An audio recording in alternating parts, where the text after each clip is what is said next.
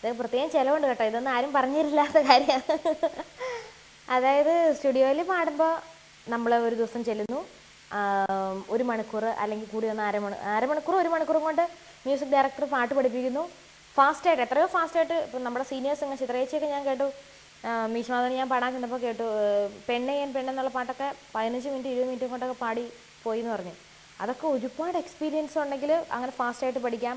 അല്ലെങ്കിൽ നമുക്ക് ക്ലാസിക്കൽ ഒരുപാട് ഉണ്ടെങ്കിൽ നമുക്ക് നൊട്ടേറ്റ് ചെയ്ത് സ്വരങ്ങൾ നൊട്ടേറ്റ് ചെയ്തിട്ട് ആ ട്യൂൺ ഒന്ന് മെമ്മറി വെച്ചിട്ട് പിന്നെ നമുക്ക് നൊട്ടേഷൻ നോക്കിയിട്ട് തന്നെ നമുക്ക് ട്യൂൺ മനസ്സിൽ വെക്കാം.